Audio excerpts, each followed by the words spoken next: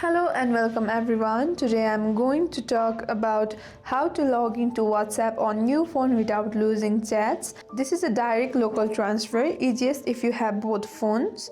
Firstly, you need to connect both phones to the same Wi-Fi network and keep them near each other. Secondly, on your old phone, open WhatsApp.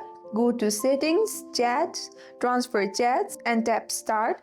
Keep the screen open. A QR camera will appear. Thirdly, on your new phone, download and open WhatsApp. Fourthly, agree to terms, enter your same phone number and complete the SMS verification. Fifth, when the screen prompts you to transfer chat history from old phone, tap continue or start. A QR code will display.